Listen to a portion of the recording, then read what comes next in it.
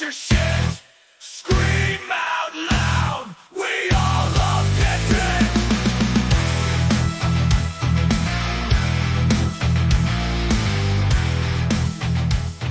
Howdy folks, Creepy Kentuckian here with you from DEADPIT Radio. Today we are taking a look at a modern slasher movie. Now I know those are kind of few and far between. This one in particular came out from our good friends at Dark Sky Films. It sounded like something straight up my alley, so I was like, hey, I will give it a try. I will check it out and see what I think. And this one is called Founders Day. Now in slasher movies, they have run completely out of holidays to use, so I commend them on coming up with Founders Day, which isn't really a holiday or anything, but I don't know. Now this one, very much in the vein of the Scream movies, I think, is definitely what they were kind of going for there. Now there is a little bit more tongue-in-cheek comedy in this movie that kind of differentiates it from the Scream movies, but it's very similar, the same style and everything.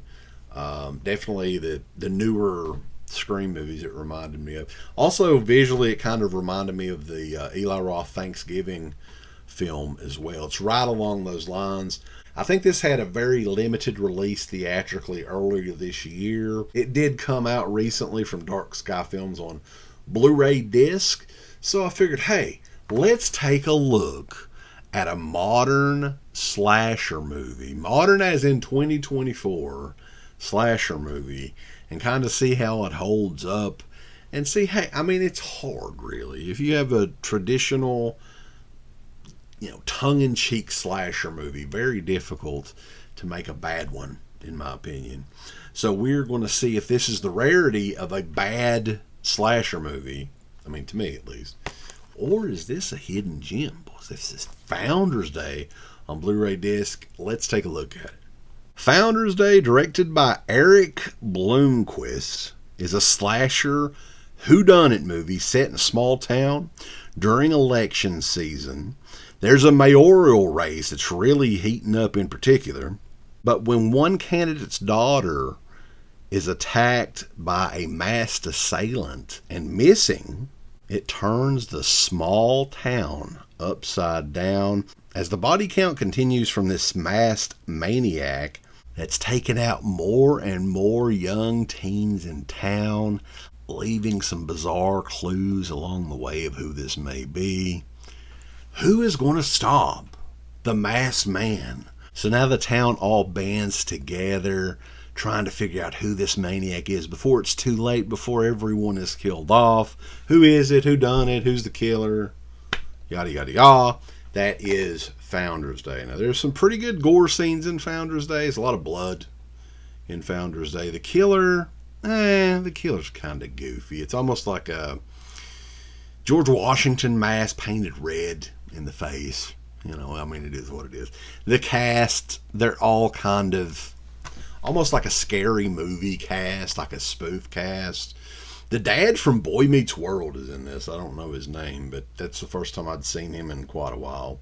But yeah, it's a lot of it is involving, like, if you hate politics and you think all politicians are lying pieces of trash, you'll get a kick out of this, because that is two of the main characters that are running for the mayoral race in the movie.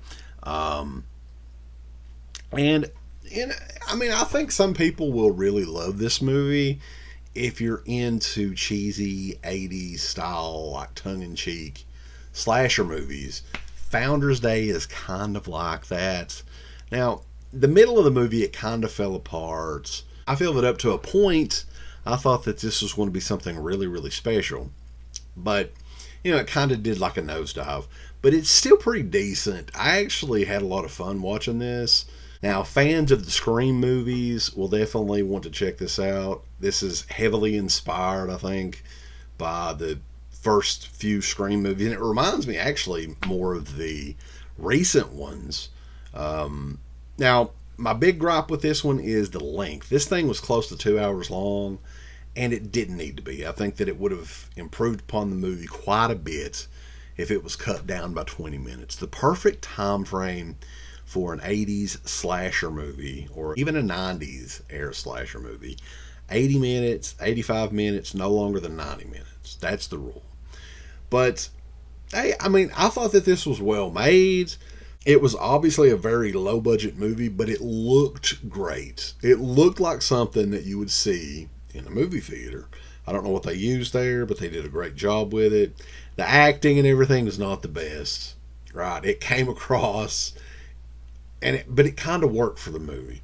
It came across like a Hallmark movie or a Lifetime original movie or something like that. The same sort of acting that you get from those projects. But modern slasher movie, guys, 2024, Founders Day. It is out now from Dark Sky Films. Hey, I actually had fun with this. There are some special features on this as well. We definitely need to talk about that. Included is a feature commentary with writer, director, and actor Eric Bloomquist, who actually, yeah, he is an actor in this movie as well. And a writer, producer, editor Carson Bloomquist, and director of photography Mike Magelnick.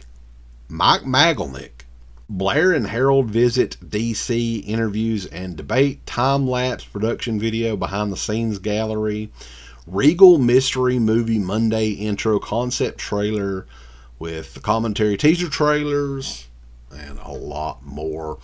This one recently came out from Dark Sky Films. They're good old buddies from Dark Sky.